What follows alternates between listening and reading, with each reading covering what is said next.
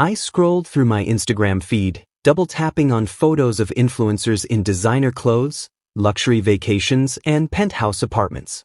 My own feed was curated perfection, carefully angled shots that made my life look more glamorous than it actually was. 21 years old, second year at a decent university, living in a modest apartment my parents paid for. I wasn't struggling. I was just bored and hungry for more. "You're so materialistic," my roommate laughed, watching me browse luxury brand websites I couldn't afford. "You know your parents work hard for that allowance, right?"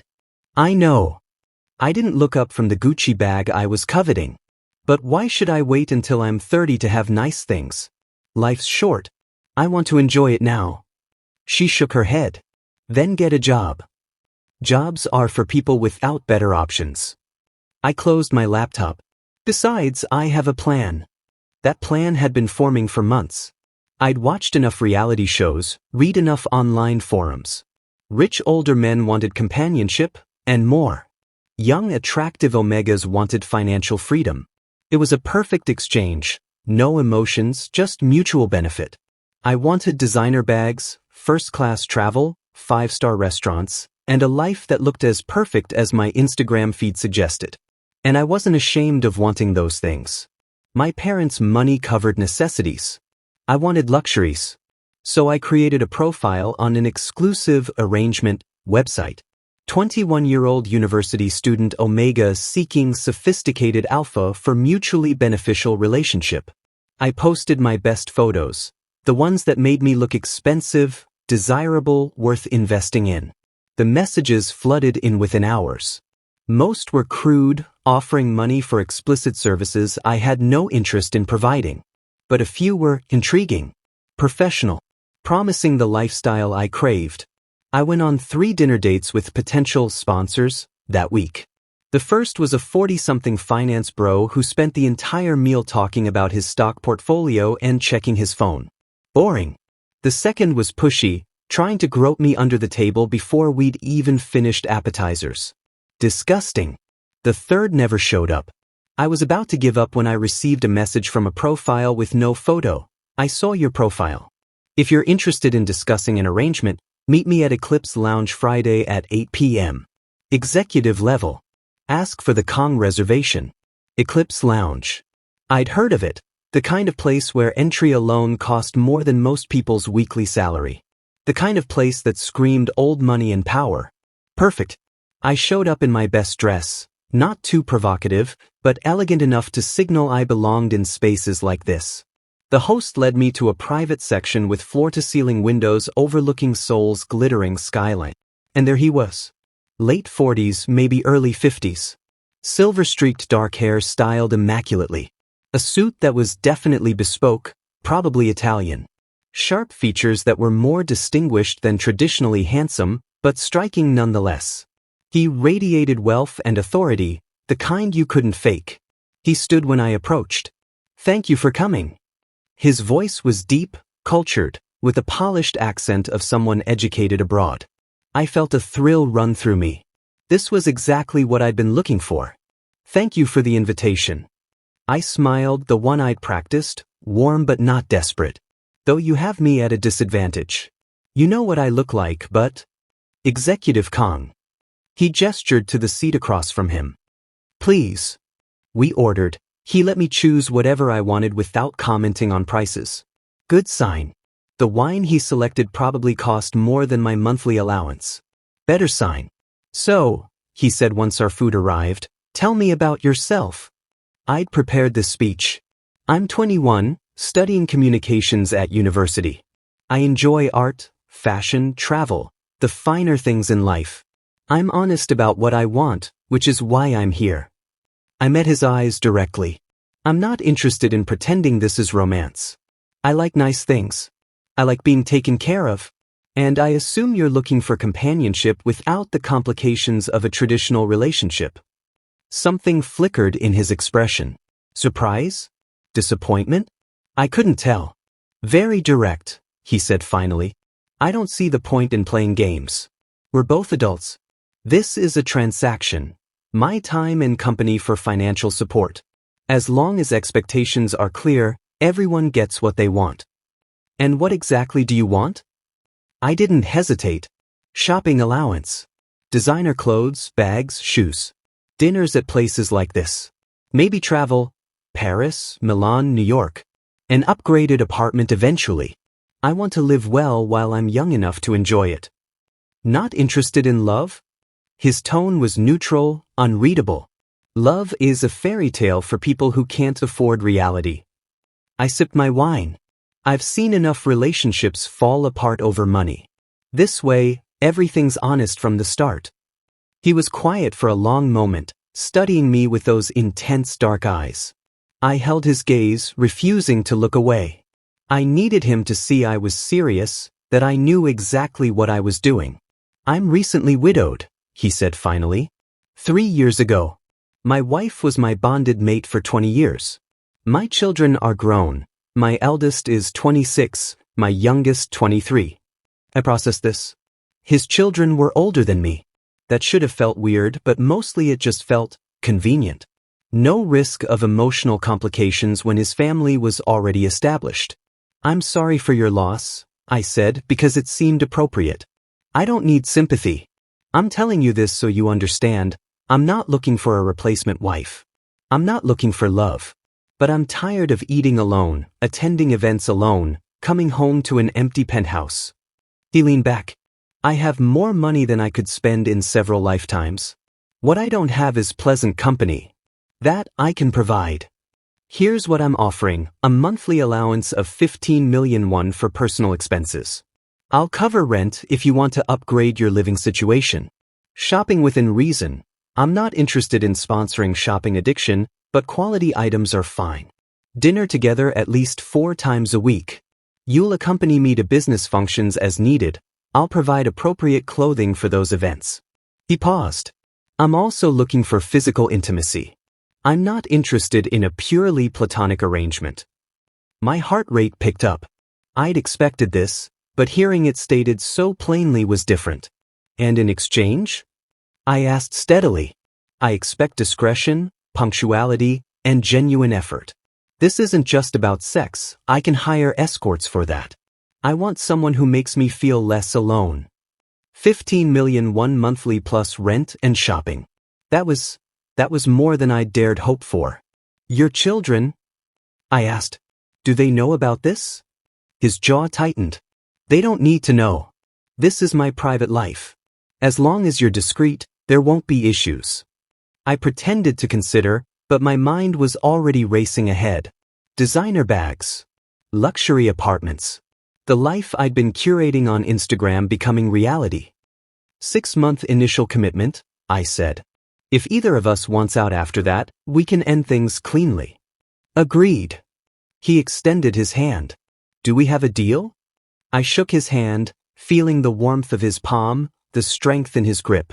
We have a deal, Executive Kong. The first month was everything I'd hoped for.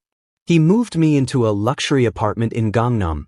2 bedrooms, modern everything, a view that made my Instagram followers lose their minds. The monthly allowance hit my account like clockwork.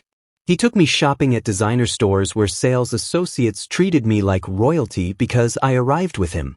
I posted carefully curated photos. Designer bags. Michelin star restaurant meals. My upgraded apartment's aesthetic corner. My follower count exploded. Dinner with Executive Kong 4 times a week became routine. Expensive restaurants, interesting conversation, and then, his penthouse. The first time we slept together was week 2. Clinical, I told myself. Just part of the arrangement. He was considerate, experienced, made sure I was comfortable. It was fine. Good even in a detached sort of way. But by month 2, something shifted. He learned what I liked. Paid attention to every sound, every reaction. Made it less about the transaction and more about connection. Which wasn't part of the plan. You're beautiful, he'd murmur afterward, tracing patterns on my skin. You're paying me to be, I'd reply, keeping it light, keeping distance. He'd go quiet then, something hurt flickering across his face before he masked it. I noticed things despite myself. How he always made sure I finished first. How he'd hold me afterward like I might disappear. How he looked at me sometimes with such naked longing it made my chest tight. Why me? I asked one night, 3 months in. We were in his bed post-intimacy, and he was running his fingers through my hair absently. Because you're honest about what you want. Because you don't pretend. He paused. Because when you laugh, really laugh, not that practice social media laugh, you light up the entire room. Don't, I warned. Don't what? Don't make this romantic. This is business. Is it? His voice was soft. Are you sure? I pulled away, sitting up. Yes. I'm here because you pay me. That's it. Then why do you stay after? Why do you ask about my day? Why do you remember I like my coffee black with 1 sugar? Because good service gets repeat customers, I said coldly, hating the way he flinched. But lying in my designer sheets that night, I couldn't stop thinking about the hurt in his eyes. Month 4 I started feeling off. Nauseous in the mornings. Exhausted despite sleeping well. My heat was late, but I was on suppressants, had been for years. You look pale, Executive Kong observed at dinner. Are you feeling all right? Fine. Just tired from classes. But I wasn't fine. A week later, when the nausea hadn't stopped, I bought a pregnancy test. 3 tests actually, all positive. I stared at the little pink lines, my entire carefully constructed world tilting sideways. Pregnant. I was pregnant with my sugar daddy's baby. With a man whose children were older than me. A man I was supposed to keep at emotional distance. This can't be happening, I whispered to my bathroom mirror. This wasn't supposed to happen. My suppressants had failed. Or I'd missed a dose.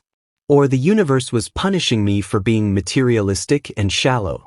I had dinner with him that night, knowing I had to tell him, but terrified of what would happen next. You're quiet tonight, he observed. Just thinking. About. I looked at him, really looked. At the silver in his hair. The kindness in his eyes despite how coldly I treated him. The way he looked at me like I was precious, even when I kept insisting I wasn't. I need to tell you something, I said, my voice shaking. He set down his fork immediately, giving me his full attention. What's wrong? I'm pregnant.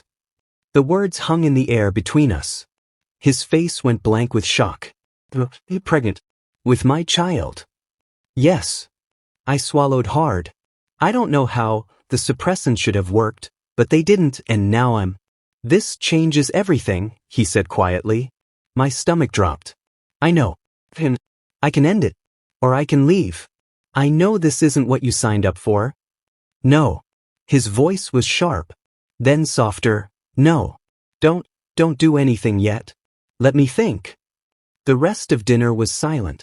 He drove me home without speaking. At my door, he finally looked at me. I need time to process this. But I want you to know, I won't abandon you. Whatever you decide. I nodded, unable to speak past the lump in my throat. That night, alone in my luxury apartment bought with his money, carrying his child, I realized something terrifying. This wasn't just a transaction anymore.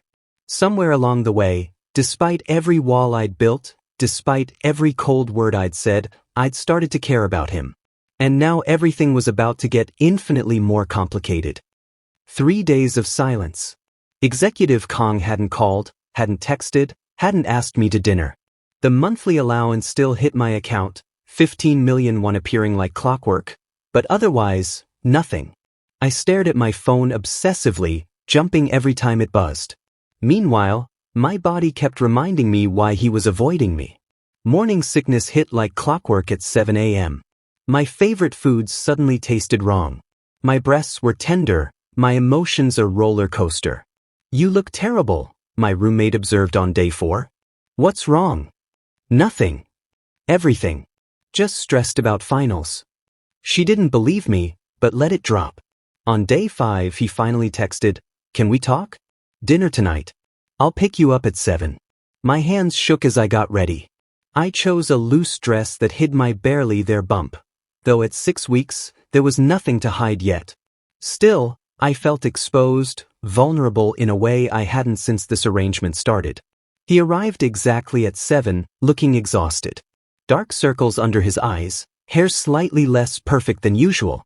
He'd been losing sleep too. "Hi," I said awkwardly. "Hi." He opened the car door for me, ever the gentleman. "There's a place I want to take you. Somewhere private." We didn't go to a restaurant. Instead, he drove to his penthouse, the first time since I'd dropped the pregnancy bomb. Inside, he'd set up dinner on his balcony.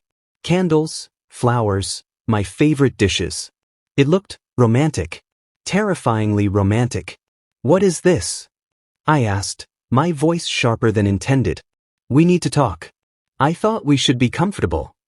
He pulled out a chair for me. "Please. Sit." I sat, my heart hammering. This was it. He was going to end things. Pay me off and disappear. I'd known this was coming, so why did it hurt so much? "I've spent 5 days thinking," he began, sitting across from me. "About this situation. About what it means. About what I want." And I couldn't look at him. "I want you to keep the baby." My head snapped up. "What?" "If that's what you want," he added quickly. "I'm not telling you what to do with your body. But if you're willing to continue the pregnancy, I want to be involved. Fully involved." "Executive Kong. Stop calling me that." His voice was intense. "Please. My name is Taijun.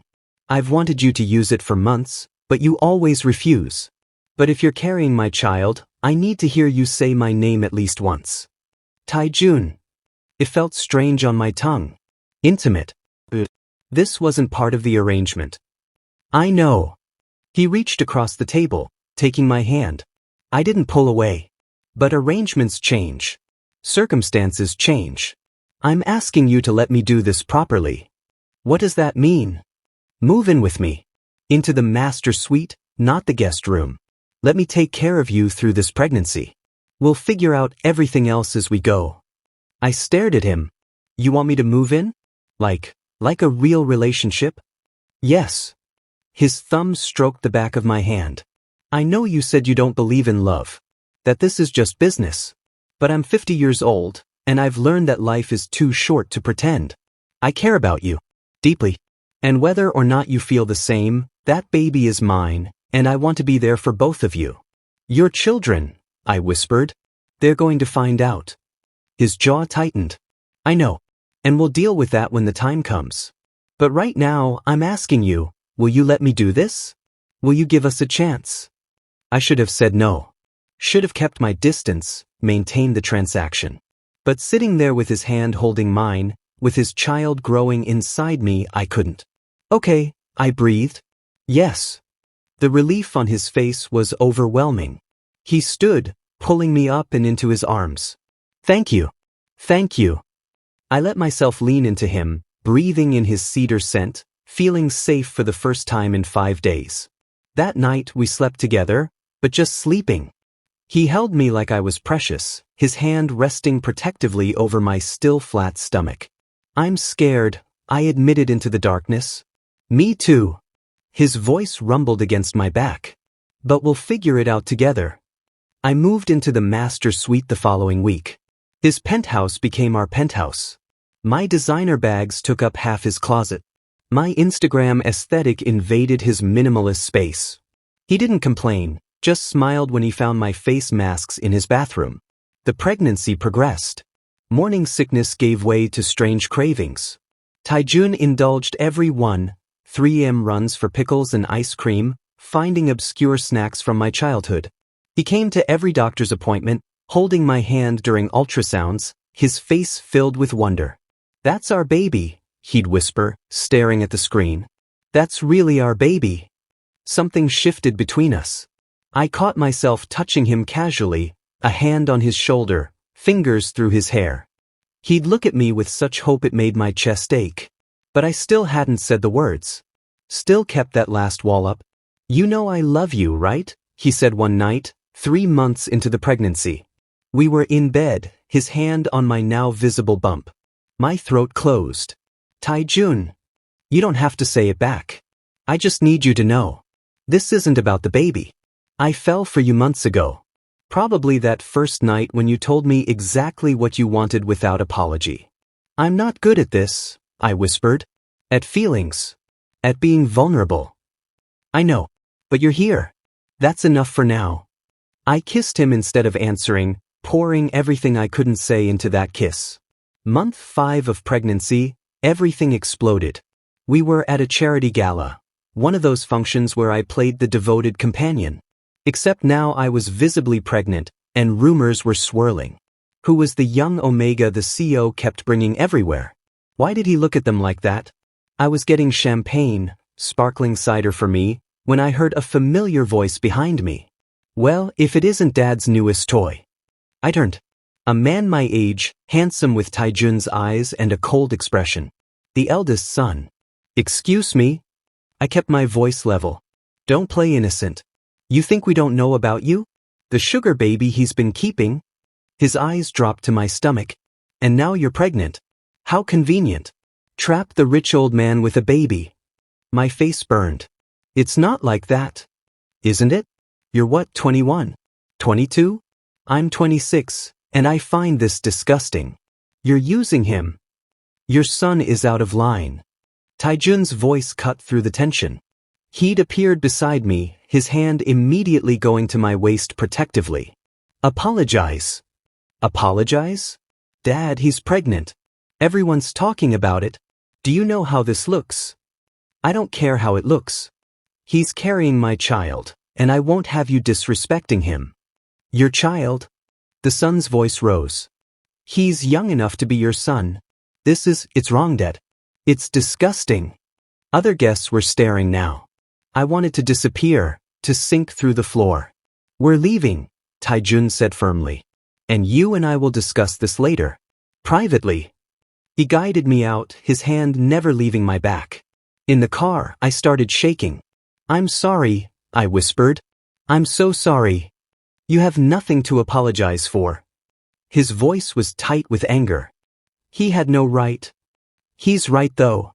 Tears spilled down my cheeks. Everyone thinks I trapped you. That I'm using you. And maybe they're not wrong. This started as a transaction and now it's real, Taijun interrupted. Whatever it started as, what we have now is real. Don't let him make you doubt that. But the damage was done. As we drove home, my phone buzzed. A group chat I hadn't known existed. Taijun's 3 children. The messages were brutal. Gold digger. Probably not even his baby. How much did you have to spread your legs to trap him? Mom's barely been dead 3 years and you're replacing her with a whore. I read them all, each word a knife to the chest. They hate me, I whispered, showing Taijun the messages when we got home. His face went white with rage. They don't know you. They know enough. I sank onto the couch. They know I'm 21 and materialistic and started this as a business deal. They know their father is sleeping with someone their age. They're not wrong to be disgusted. Stop. He knelt in front of me, taking my hands. Look at me. They're hurting because they miss their mother. They're scared I'm being taken advantage of. But they don't get to decide who I love or how I live my life. Love. The word hung between us. You keep saying that. Because it's true. I love you. Completely. Maddeningly. Even when you keep yourself at arm's length and pretend this is still just an arrangement. My voice broke. I don't know how to do this. How to be what you need. Just be here. That's all I need. 3 days later, the daughter showed up. I was alone in the penthouse, working on an assignment, when she knocked. 25, beautiful, her mother's features with her father's intensity. So you're the one, she said, pushing past me into the apartment. Your father isn't home. But I want to talk to you alone. She turned, arms crossed. What's your angle? How much money do you want to disappear? I straightened my spine. I'm not going anywhere. Really? Because from where I'm standing, you're a child playing house with my grieving father. You're carrying what you claim is his baby. It is his baby, I interrupted. And I'm not playing anything. Then what are you doing? You're 21. You should be at clubs with people your own age, not sleeping with a man old enough to be your father. Your father is a good man who was lonely. And you took advantage of that. Her voice cracked. Do you know what it's like watching him get manipulated? Watching him look at you like you're everything when we all know you're just here for his money. That's not. But I couldn't finish. Because she wasn't entirely wrong. That's exactly how this started. Leave him, she said quietly. Please. I'll pay you myself. Name your price. Just let him go before you destroy him. I love him, I whispered, the words escaping before I could stop them. We both froze. What? Her eyes narrowed. I love him, I repeated, louder this time, admitting it to her, to myself. I didn't mean to. This was supposed to be simple. But I fell for him anyway. You're lying. I'm not. Tears streamed down my face. I know what this looks like. I know everyone thinks I'm using him. But I love him. And I'm terrified because I don't deserve him and I don't know how to be what he needs and your whole family hates me. I broke down completely, sobbing. The daughter stood frozen, clearly not expecting this. I should leave, I finally managed. You're right. This is wrong. All of it. Wait. Her voice was softer now. Are you actually serious? You really love him?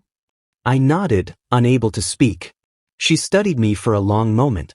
This is still weird. And wrong. And I don't like it. But, she sighed.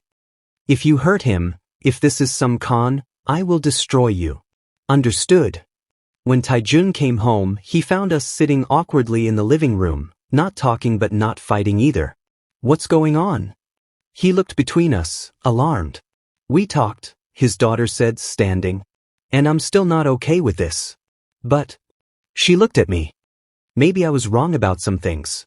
Maybe. After she left, Taejun pulled me into his arms. What did you say to her? The truth, I whispered into his chest. That I love you. He went very still. What? I pulled back to look at him. I love you. I tried not to. I told myself this was just business. But I love you, and I'm terrified, and I don't know what I'm doing. His eyes filled with tears. Say it again. I love you. He kissed me desperately, like he'd been waiting his whole life to hear those words. And maybe he had. 7 months pregnant, and I could no longer hide anything. My belly was round and obvious, stretching the designer clothes Taejun kept buying me. The baby kicked constantly, strong, insistent movements that made Taejun's face light up every time he felt them. He's going to be a soccer player, Taejun murmured one night, his hands spread across my stomach. Or she's going to be a fighter. I smiled despite my exhaustion. Takes after their father, stubborn. Takes after their other father, you mean? He kissed my forehead. The most stubborn Omega I've ever met. We'd settled into domesticity. Morning routines, shared meals, quiet evenings where Taejun worked while I studied. My Instagram had transformed. Less luxury porn, more genuine moments. My followers ate it up, though the comments were mixed. Half loved the pregnant Omega aesthetic. Half called me a gold digger in increasingly creative ways. I'd learned to ignore them. Mostly. The daughter, who, she'd finally told me to call her, had been coming around more. Still wary, still uncomfortable, but trying. The youngest son, Do-hyun, had visited twice, awkward but genuinely curious about his future sibling. But the eldest, Kyung-min, remained hostile. Refused to acknowledge me, wouldn't return his father's calls. The rift between them was growing, and I felt responsible for every inch of it. He'll come around, Taejun kept saying. But I heard the hurt in his voice. Then came the hospital scare. I was at a coffee shop near campus, working on my thesis, when the cramping started. Sharp, intense pains that stole my breath. I stood to leave and felt wetness. Not blood, thank God, but something was wrong. My hands shook as I called Taejun. Something's happening. I think something's wrong with the baby. Where are you? I'm coming. Stay calm. But I couldn't stay calm. Terror clawed at my throat as I waited for him, one hand pressed to my belly, silently begging the baby to keep moving. Please keep moving. Taejun arrived in 10 minutes. He must have broken every traffic law. His face was white with fear as he helped me into the car. It's okay, he kept saying, but his voice shook. It's going to be okay. The hospital was a blur. Nurses, doctors, urgent questions. They hooked me up to monitors, checked vitals, did an ultrasound. Taijun held my hand so tight it hurt, but I didn't complain. Stress-induced contractions, the doctor finally said. The baby's fine, but you need complete bed rest. No stress, minimal activity. Your body is telling you to slow down.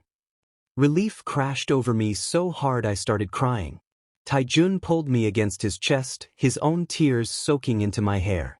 I thought we were losing him, he whispered. I know. Me too. That night, back in the penthouse with strict orders to rest, reality hit me fully. I was 21, pregnant with a 50-year-old man's baby, with his adult children who hated me, facing a future I hadn't planned for. What if I'm a terrible parent? I asked Taijun in the darkness. What if I mess everything up? Then we'll mess it up together. His hand found mine. You're not alone in this. Your children think I trapped you. My children are learning that life doesn't fit into neat boxes. He propped himself up on one elbow, looking down at me. Seo Yoon is trying. Do-hyun is curious. Kyungmin, he'll figure it out eventually. What if he doesn't? What if you have to choose between me and him? I've already chosen. His voice was firm. I chose you. I chose this baby. I chose the life we're building together. Even though everyone thinks it's wrong? Especially then. He kissed me softly. I spent 3 years being who everyone expected me to be. The grieving widower. The devoted father. The respectable Seo. And I was miserable. You made me remember what it's like to actually live. By being materialistic and shallow? I tried to joke, but it came out bitter. By being honest about what you wanted. By not apologizing for being young or ambitious or anything else. He cupped my face. You taught me that it's okay to want things just for myself. That's not shallow. That's human. I wanted to believe him. But guilt still gnawed at me. 2 days later, Kyungmin showed up unannounced. Taijun was at work, and I was supposed to be on bed rest, but I'd gotten up to make tea when the doorbell rang. Against my better judgment, I answered it. Kyungmin stood there, looking as hostile as ever. We need to talk. Your father isn't. I know. I want to talk to you. He pushed past me into the apartment. Alone. My heart hammered. I'm supposed to be resting. This won't take long. He turned, arms crossed. I did some research on you. Want to know what I found? Ice flooded my veins. What? Your social media history. Before you started dating my father. All those posts about wanting luxury, about finding a rich man, about how love is for people who can't afford better. His eyes were cold. You literally posted about finding a sugar daddy 3 weeks before you met my father. My face burned. That was evidence? Proof that this whole thing is a scam. He pulled out his phone, showing me screenshots of my old posts. Posts I'd forgotten about. Posts that made me look exactly like the gold digger everyone accused me of being. I was stupid and immature. You were honest. Just like you claim to be now. He stepped closer. So here's what's going to happen. You're going to take the money my father's already given you and disappear. Because if you don't, I'm going to show these to everyone. The media. His business partners. Every single person in his life. I'll destroy your reputation so completely that even he won't be able to defend you. You can't, but my voice was weak. Because he could. Those posts were real. That had been who I was. Can't I? Try me. He moved toward the door. You have 1 week. Leave him, or I expose everything. After he left, I collapsed on the couch, shaking. The baby kicked frantically, sensing my distress. I put my hand over my belly, trying to calm down, but panic was drowning me. He was right. Those posts proved exactly what everyone suspected. I'd gone looking for a rich man to use. That I'd found Taijun wasn't romantic, it was calculated. Except it wasn't. Not anymore. But how could I prove that? When Taijun came home, he found me crying on the couch. What happened? Is it the baby? He was at my side immediately, hands checking me over. Kyungmin was here. The words tumbled out between sobs. He found my old social media posts. About wanting a sugar daddy. About finding a rich man. He's threatening to expose everything if I don't leave you. Taijun went very still. Show me. With shaking hands, I pulled up my old posts on my phone. Watched his face as he read them. Saw the moment he understood what I'd been before I met him. I'm sorry, I whispered. I'm so sorry. That was who I was, but I swear I'm not. I know who you were. His voice was quiet. I've always known. I stared at him. What? You think I didn't look you up before that first dinner? I knew you were looking for an arrangement. That's why I chose you. Because you were honest about it. He set my phone down. But you're not that person anymore. I've watched you change. I've watched you fall in love with me despite trying not to. I've watched you become excited about this baby even though it complicated everything. But the posts are proof that people can grow, can change. He pulled me into his arms. I don't care what Kyungmin threatens. I'm not letting you go. But your reputation means nothing without you. He tilted my chin up. Listen to me. I have spent 50 years building a life, a company, a reputation. And none of it made me happy until you walked into that lounge and told me exactly what you wanted without apology. You think I care if people know how we started? Yes. Your business partners, your friends, your children will have to accept it. Because I love you. And I'm not ashamed of that, no matter how unconventional it is. Taejun. No. His voice was firm. I'm calling Kyungmin. Right now. We're ending this. He pulled out his phone, but I grabbed his hand. Wait, let me talk to him first. Please. Why? Because he's hurting. And he's your son. And I need to face this myself. I took a shaky breath. I need to own what I was and prove who I've become. Not hide behind you. He studied my face for a long moment. You're sure? No. But I have to try. The next day, I called Kyungmin and asked him to meet me. A cafe, public, safe. He showed up looking triumphant. Made your decision? Yes. I slid a folder across the table. But first, I want you to see something.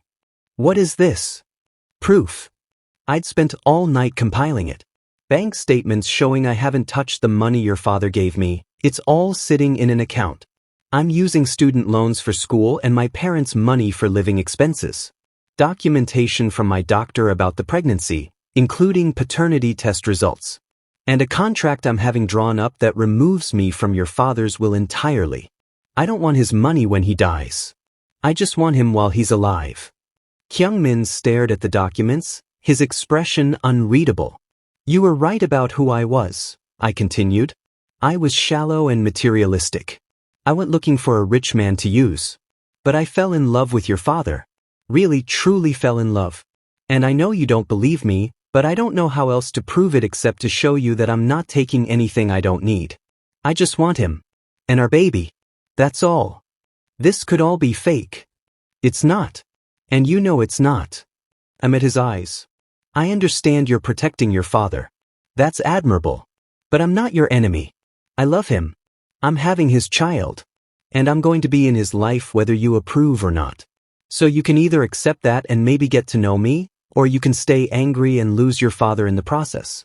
Your choice. I stood to leave, my hands shaking. Wait. His voice stopped me. Why are you doing this? Trying so hard. I turned back. Because he's worth it. And because I want our child to have a family. All of it. Including older siblings who might eventually not hate me. For the first time, something in his expression softened. Just slightly. I'll think about it, he said quietly. It wasn't forgiveness. But it was a start. When I told Taejun that night, he pulled me close. I'm so proud of you. I might have just made everything worse. Or you might have just started fixing it. He kissed me deeply. Either way, we face it together. Together. The word felt like a promise. One I was finally ready to keep. 9 months pregnant, and I felt like a whale in designer maternity wear. The baby was due any day. My ankles were swollen, my back ached constantly, and I couldn't see my feet anymore. But Taejun looked at me like I was the most beautiful thing he'd ever seen. Stop staring, I muttered, trying to get comfortable on the couch. Can't help it. He knelt beside me, rubbing my feet. You're carrying my child. You're gorgeous. I'm enormous. Gorgeously enormous. He grinned, then his expression turned serious. Kyungmin called today. My heart jumped. And? He wants to meet. All of us together. Dinner at his place. He said. Taejun paused. He said he wants to talk before the baby comes. I'd been waiting 3 weeks since our cafe conversation. 3 weeks of silence that felt like eternity. When? Tomorrow night. If you're feeling up to it. I wasn't sure I'd ever feel up to facing all 3 of Taejun's children together. But I nodded anyway. Let's do it. The next evening, we stood outside Kyungmin's luxury apartment. I wore the only dress that still fit, one hand pressed to my aching lower back, the other clutching Taejun's arm. Whatever happens, he murmured, we leave together. The door opened. Kyungmin stood there, expression unreadable. Come in. Inside, Seo-yoon and Do-hyun were already there. The apartment smelled like home cooking, surprising. I'd expected catered food or restaurant takeout. I made dinner, Kyungmin said, catching my look. Mom's recipes seemed appropriate. We sat at his dining table, tension thick enough to cut. Plates were passed in uncomfortable silence. I picked at my food, too nervous to eat, while the baby kicked my ribs relentlessly. Finally, Kyungmin spoke. I've been thinking about what you said. About proving you're not here for money. Kyungmin, Taejun started, but his son held up a hand. Let me finish. He looked at me. I showed Seo-yoon and Do-hyun the documents you gave me.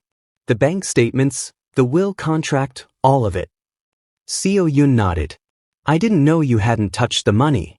Because it's not about money, I said quietly. Not anymore. Maybe it was at first, but you fell in love with our dad, Do-hyun interrupted. We get it. It's still weird, but we get it. Weird doesn't begin to cover it, Kyungmin said flatly. You're 21. Our father is 50. You could be dating us, not him. It's uncomfortable. It's going to be uncomfortable forever. I know. My voice was steady despite my racing heart. And I'm sorry for that. I'm sorry this situation is awkward. I'm sorry I'm not what you wanted for your father. But I love him. And I'm having his baby. And I'm not going anywhere. We know, Seo-yoon said softly. We've been talking. A lot. About mom, about dad, about all of this.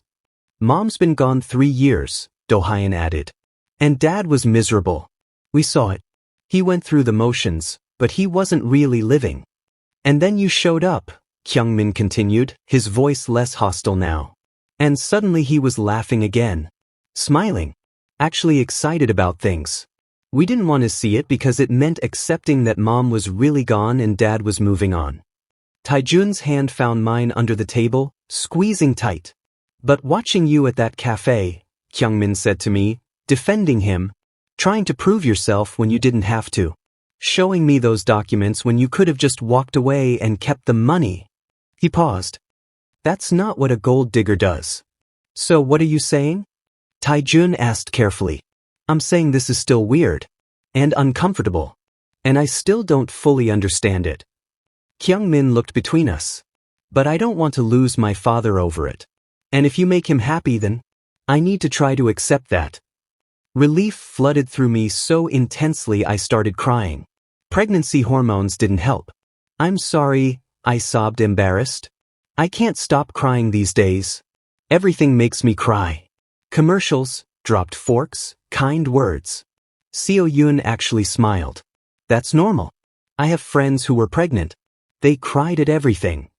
I cried because the grocery store was out of pickles last week. I admitted through tears. Do-hyun laughed, actually laughed. Did dad drive to 5 different stores to find them? 7 stores. Taejun grinned. At midnight. That's ridiculous, Kyungmin said, but the corner of his mouth twitched. Almost a smile. The tension began to ease. We ate dinner, conversation flowing more naturally. They asked about the baby. Did we know the gender? We decided to be surprised. Had we picked names? Still debating. Was I scared? Terrified. What about school? Seo-yoon asked. You're still in university, right? Taking next semester off, then going back part-time. I'd been stressed about this decision. I want to finish my degree. Your father is hiring a nanny to help when I'm in class. Good. She nodded approvingly. Education is important. Mom always said that. The mention of their mother created a moment of silence. Taijun's hand tightened on mine. Can I ask something? I ventured carefully. About your mother? They all looked at me warily. I'm not trying to replace her. I know I never could. But I'd like to know about her. So I can tell the baby someday. About their older sibling's mother. About the woman your father loved for 20 years. Taijun's eyes filled with tears. Kyungmin was quiet for a long moment. Then, she was a researcher. Biochemistry. Brilliant.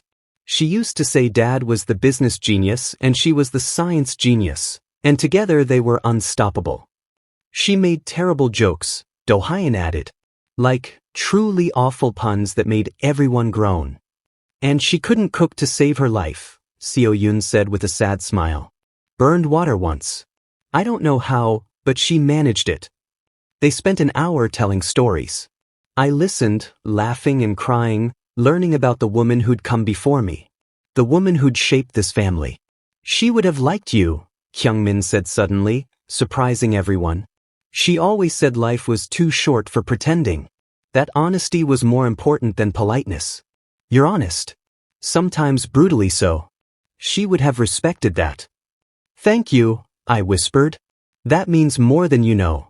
As we were leaving, Kyungmin stopped us at the door. When the baby comes, I'd like to meet them. If that's okay. Of course it is. Taijun embraced his son for the first time in months. Thank you. For trying. Don't make me regret it, Kyungmin muttered, but he was almost smiling. 3 days later, at 2 a.m., my water broke. Taijun. I shook him awake. It's time. The baby's coming. He shot up so fast he nearly fell out of bed. Now? Right now? Hospital bag. Where's the hospital bag? Why is everything so far away? Why is this apartment so big? Taijun. I grabbed his arm. Breathe. The bag is by the door. We have time. We have time. He was adorably panicked. Do we have time? How much time? Enough time for you to put on pants. He looked down, realizing he was in his boxers. Pants. Good idea. The drive to the hospital was surreal. Contractions were coming regularly now, painful but manageable. Taijun held my hand, his own shaking. I can't believe we're about to meet our baby, he kept saying. Our actual baby.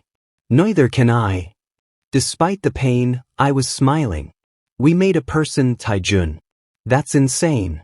You made a person. I just helped a little. Pretty sure you did more than a little. Labor was long. 16 hours of pain and exhaustion and Taijun never leaving my side. He held my hand, wiped my forehead, let me crush his fingers during contractions without complaining. I can't do this, I sobbed at hour 14. I can't. It's too much. Yes, you can. He pressed his forehead to mine. You're the strongest person I know. You can do anything. Even this. Especially this. At 6:47 p.m., our son was born. Tiny, perfect, screaming his displeasure at the world. The nurses placed him on my chest, and everything else disappeared. Just this moment. This baby. This impossible love. He's perfect, Taijun breathed, tears streaming down his face. He's absolutely perfect. He has your nose, I said, crying and laughing simultaneously. Look at that nose. He has your mouth. And your ears. He's beautiful. We named him Minjun, clever and talented, hoping he'd be both. The hospital room filled with flowers over the next day. My parents came, crying and cooing over their first grandchild. My friends visited, taking 1,000 photos. And then, hesitantly, Taijun's children arrived. All 3 of them. Seo-yoon held Minjun first, her expression softening completely. He's so small. Was I this small? Smaller, Taijun said. You were tiny. Do-hyun was next, awkward but gentle. Hey, little brother. I'm Do-hyun. I'm going to teach you soccer and embarrass you in front of your friends. Then Kyungmin. He stared at Minjun for a long moment, something shifting in his face. I have a baby brother, he said quietly. I actually have a baby brother. You do. I watched him carefully. And he's lucky to have you. Kyungmin looked at me, and for the first time, I saw acceptance in his eyes. Not full approval, maybe that would never come. But acceptance. Thank you, he said. For making Dad happy. For giving us this. 2 years later, everything had changed again. I'd finished my degree, graduated with honors while juggling a toddler. Minjun was walking, talking, destroying everything in his path with the confidence of someone who'd never known anything but love. My Instagram had transformed completely. Still popular but genuine now. Real moments, Minjun's first steps, family dinners with Taejun's children, late-night feedings and messy living rooms. People followed for the honesty, not the luxury. Though the luxury was still nice. I wouldn't lie about that. Taejun and I had made it official, a small bonding ceremony with both our families present. Even Kyungmin attended, giving a speech that was only slightly awkward about how wrong he'd been about me. I thought you were using my father, he'd said. Turns out you were saving him. Us too. This family needed you, even if we didn't know it. Now, watching Taejun play with Minjun in our living room while Seo-yun, Do-hyun and Kyungmin argued over a board game, I felt something I never expected. Complete happiness. What are you thinking? Taejun asked, catching me watching them. That I was so wrong about everything. I sat beside him, Minjun immediately climbing into my lap. About love, about family, about what matters. And now I know. I kissed him softly. This is what matters. All of this. No regrets about the unconventional path? I looked around our chaotic, imperfect, beautiful life. At the family we'd built from an arrangement that should never have worked. Not a single one. And I meant it.